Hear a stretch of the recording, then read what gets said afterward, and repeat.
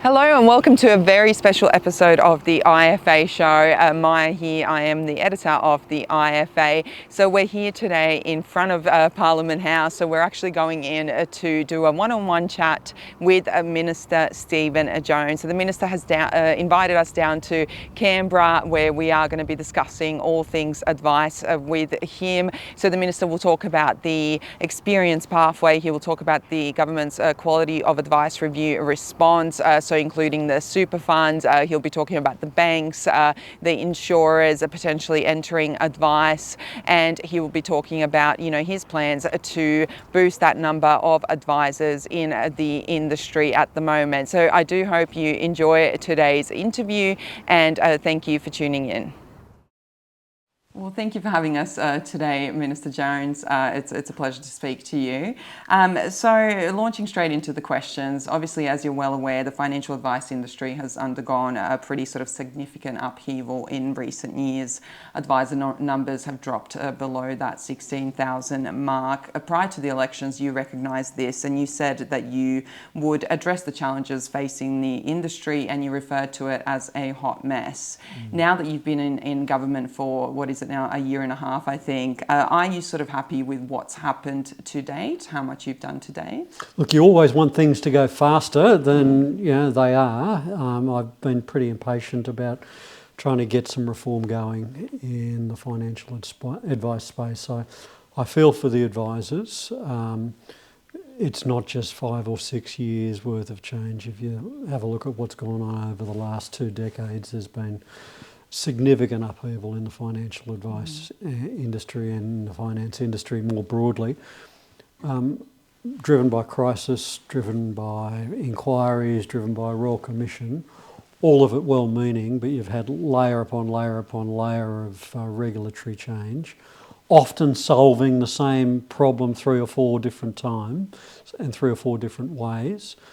So what I wanted to do was take a step back and say, well, what matters most here? Fix it once, not 5 times, and ensure that the regulation is fit for purpose, is making it safer for consumers, but also providing not one more page of red tape and bureaucratic regulation for the industry than is absolutely necessary. And that's the journey we've embarked upon. So obviously received a report on advice, not the only input, I've got to say, important job of work, but not the only input. So we're in the process of rolling out the response to that. The qualification stuff, 100% behind the professionalisation of the advice profession. There'll be no let up in that. But we had some pragmatic transition issues to deal with, so got the experienced advisor pathway sorted now, so making its way through the system over the months ahead. That's a good stopgap measure, but it's only a transition. And we've got to get more people studying financial advice and more people coming through to the profession. So significant challenges, but I've got one group of people in mind when I'm dealing with this, and it's the consumers. At the front of the queue is the 5 million Australians who are either at or approaching retirement, who need some advice on how to make their superannuation and their savings work for them, and that's what my first raft of reforms is aimed at. Much more down the track, but that's what the first raft of reforms is aimed at. And obviously you mentioned there the quality of advice review. That's sort of been one piece of a big document that's sort of marked your era in government so far. You've faced some criticism regarding the timing of the government's response to the QAR. As you mentioned, you received that report from the reviewer Michelle Levy, I think it was December last year, and then you released it for sort of public consultation in June, if I'm not mistaken. February. Was it February? Yes, in June was the government's response. Some stakeholders have expressed a view that these actions should have been sort of implemented sooner, especially that first stream of the government's response, the the removing the red tape. What would you say? Obviously, your portfolio is quite extensive. I heard you say the other day it's 1/3 of legislation that goes through Parliament actually comes through you, so that's quite a substantial job. So what would you sort of say to advisors who have been critical of the speed, I guess, of the implementation of the QAR? Yeah, look, I share the frustration within the industry that people always want things to go faster than they actually are. On the review that Michelle Levy did, look, an important job of work, some useful recommendations in there. I didn't get a legislative blueprint. I actually didn't even get a policy blueprint, and there were some ideas in there that were pretty contentious. Many I agreed with, some that, you know, I had an open mind on but weren't obvious to me, to be honest. So we've stress tested a bunch of them, and so we've taken the first tranche, which is, you know, stream 1, and they're the ones that are obvious and things that are about red tape reduction. I hope to have some draft legislation out within the month, so that we can pore over that, just ensure that it's technically correct and get it into Parliament first up next year. The second tranche of stuff is about retirement income. That's next cab off the rank. And the third stuff, which is about banks and insurers. And you know, we're doing all of these things in parallel.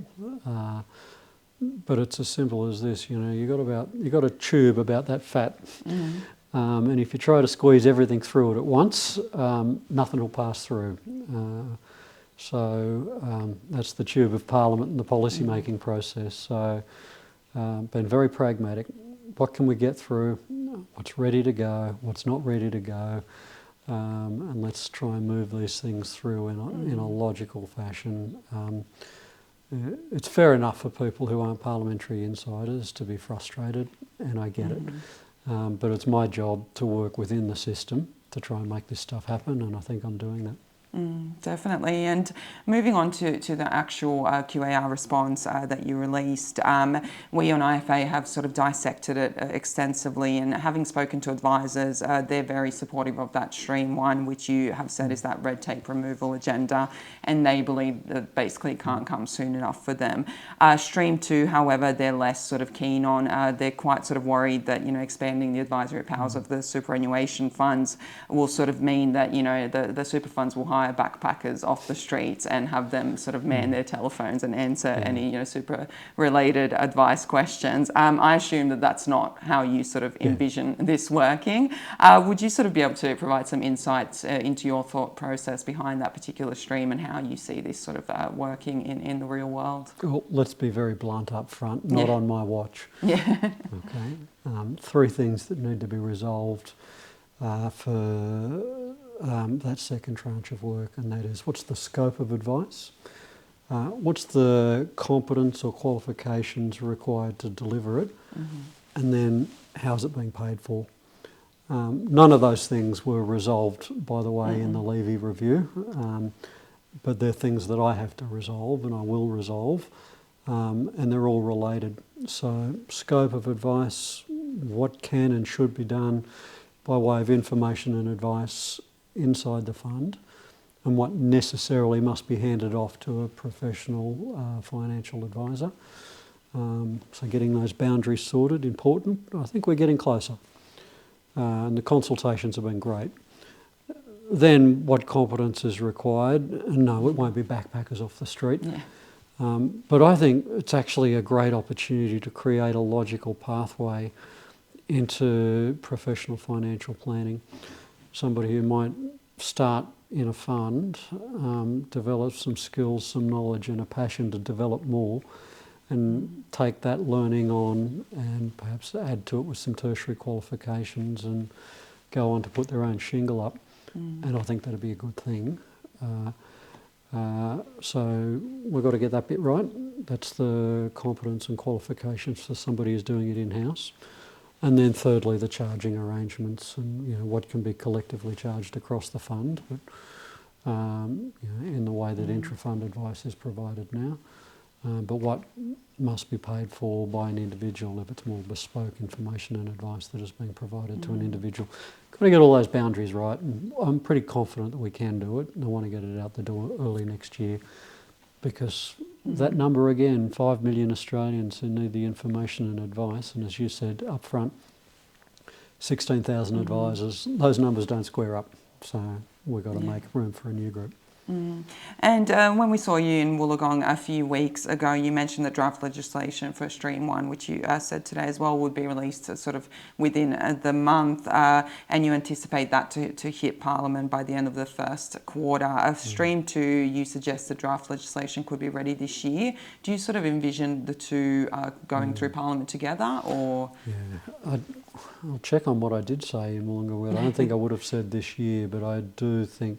So I've got to try and nail the policy, that is what government says or thinks it wants to do, and then you then design the legislation around the policy parameters. We haven't done the first of those things yet, so I can't do the second. Look, I'm hoping early next year, to be frank, so if I make a decision on the things, and if government makes a decision on the things that we want to do by the end of this year, we can then get cracking on the legislation for early next year, having it out for industry consultation and then in Parliament after that.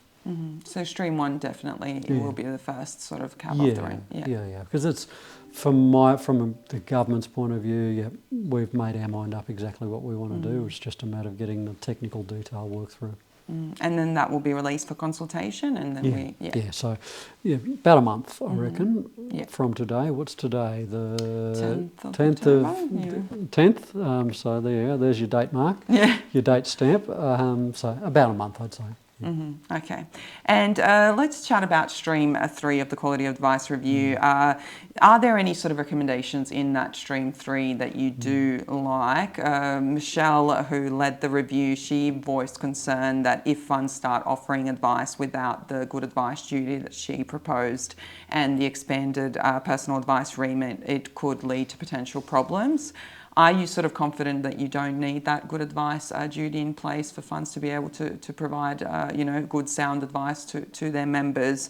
And do you have any issues with the good advice model, I guess, itself? Look, I've said in other forums that the good advice stuff is the one that I've tussled with the most. And I've received advice from elsewhere on this as well. It'd be fair to say that not everyone's a fan. That's not a reason to dismiss it, by the way. In any area, there'll be people who agree and people who disagree. I've got to work my way through the benefits and the problems with it and balance those two things out. I think people can be confident that we'll resolve all the issues with the Stream 1 stuff by allowing funds to provide scaled advice, consistent with their trustee duties and obligations, their fiduciary obligations, and the other things that we put in place to close off those gaps. I'm confident that we can do that. What I'm not confident about, I've got to say, is what the consequences would be of us introducing a whole new legal category that isn't known, isn't understood, has no jurisprudence behind it, no regulatory guidance behind it, that every product manufacturer and licensee would then have to retool to meet their uncertain obligations around. What I'm not confident about is how long it would take something like that to implement and what the consequences of it would be. So that's what I mean when I say I've got to balance out benefits versus issues and problems involved in introducing a whole new legal category. And I assume that Stream 3 is still being discussed, as you mentioned, at the round tables, especially with the advice associations and other sort of stakeholders. Will that sort of be correct? And what I've said to stakeholders and industry on this, frankly, and to use the shorthand, it's banks and insurers, although both banks and insurers will benefit from some of the Stream 1 stuff. But it's both banks and insurers. particularly the lifeys, I've said, can you tell me what you want to do that you think you can't do now? And let's sort of deal with those things on their merits as a way of cutting through. That doesn't mean we stop work on the Stream 3 stuff, but I've said, is there things that you really think you need to do? And let's just judge the public interest in that. And if there is a really good case, then I'd be silly to ignore it. Definitely. And speaking of banks, obviously they left advice for a reason, and that had, I guess, an unintended effect on decreasing the number of advisors entering the industry. I guess my first question on banks, how do you feel about them sort of returning to advice, sort of playing a bigger role in advice? And there was recently a sort of opinion piece penned by an EY leader, and he sort of said that, banks are actually perfectly positioned to assist customers in navigating the retirement phase of their lives. What do you think about that? Sort of, them having them provide that retirement advice to their members rather than the super funds. Yeah. Look, I think banks have exited a whole heap of the advice space for good reason, and they've made commercial decisions based on their own risk appetites and where they want to take their businesses. They may want to review some of those things down the track, but that'll be a matter for them. I'm not here to try and work out what's in a bank's commercial interest. They'll do that much better than I will. I'm here to work out what's in the public interest and what's in the interest of consumers. And in assessing that, I've said, well, where are the burning decks? What really needs to be dealt with most urgently? I think retirement is one of them. It's not obvious to me that the person who's planning their retirement and they look at their superannuation statement says, the first place I'm going to go to get some advice on what I do with my superannuation is my bank manager. That's not obvious to me. No.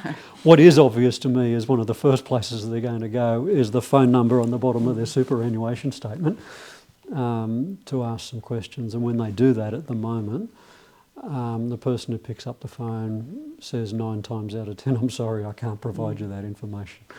Yeah. So that's the problem I want to fix. It's not obvious to me the banks are the first port of call that people planning their retirement are going to go to. Yeah, they may have a role, but I don't think it's the central role. Yeah. And speaking of consumer protection, how do you sort of plan to balance that need for consumer protection with the desire to obviously encourage the super funds to enter advice? Yeah. So I think we've already put an obligation on them to some respect by making it now a legal obligation on trustees to have a retirement income plan for their members through the retirement income covenant. So we put a legal obligation on the funds to do something, but what we didn't do is remove all the legal obstacles that are currently there which stop funds from doing that very thing. So I think we just needed to finish that job, and that's in part what the Stream 2 worth of work is all about. It's about finishing the job. We've said to funds, retirement income covenant, you're now going to be required to have a plan for the retirement phase of your members. But what we didn't do was remove the obstacles which prevent them from doing that. Are they going to be funds and the people who work for them going to be the last word on retirement income? No. There'll be other people that are an important part of that conversation.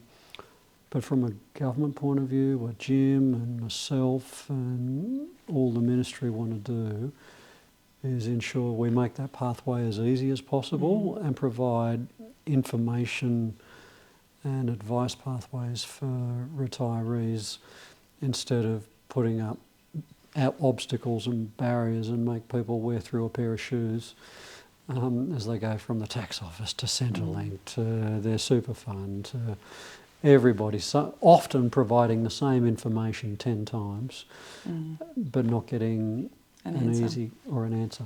Yeah, and I asked you this in Wollongong, but in terms of sort of the younger Aussies that are looking for advice, we do have that less than 16,000 advisors, and I guess you know, people. I'm a millennial. People of my age, we don't think to be honest, I don't often look at my super statement if I'm being perfectly honest.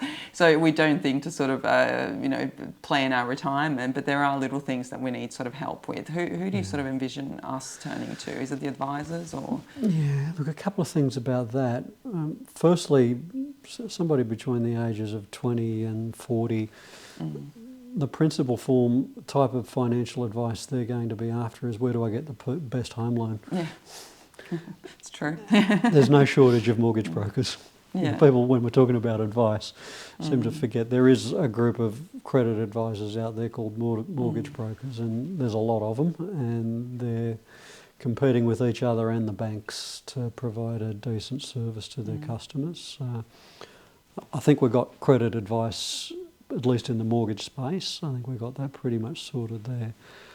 That said, I still think there's a gap, and that's what I want to look at, and I've challenged the banks and others to say, oh, tell me what you want to do. Yeah. Because there's probably some stuff that needs to be done there. Is it important? Yes. Is it the most urgent thing? No, which is why I'm dealing with the urgent. But I do want to look at that, because I think you're right. I think there's that generation between the age of 20 and 55. That's a big group, I know. But I think there's also another group in there that we haven't quite nailed yet either, and that is somebody maybe in their mid-40s to late 50s. Maybe they've come into an inheritance, or maybe they've got a capital gain somewhere and they've got a lump of money, and maybe they've not been that financially savvy themselves, or don't have the time, or whatever it is. They could really do with some advice. And if the place they're going to at the moment is Instagram or TikTok or Google, that's not a very safe place to go to get financial advice. So I think we've got to do something with that group as well. And they probably only need once-off advice. They don't need to be having an ongoing contract with a financial advisor. So I've got to find a way of dealing with that issue as well, because another job of work I've got going on is around frauds and scams. And I figure if we don't find a safe place for this group of people, they'll be hunting season for the scammers. Unfortunately, yes, it's a delicate balance, I guess. And just sort of returning to the advisor numbers, obviously, that's where the real issue lies. If we had sort of enough financial advisors in Australia, we probably wouldn't be having the conversation we're having today. And part of, working on that for you was the experience pathway, which recently has been sort of enacted. Half of the industry is obviously all for that. They're rejoiced. Half is sort of saying that it's sort of largely unfair. What message would you like to sort of convey to those that are maybe opposed to it, maybe went out and got their degrees and sort of completed everything, and now the experience pathways come in, they feel a little bit robbed, I guess. What sort of message would you like to sort of convey to them? To the people who went out and got the qualifications, that's fantastic. They're serving their clients well, and nobody went backwards because they had too much education, in my view. That's true. Yeah.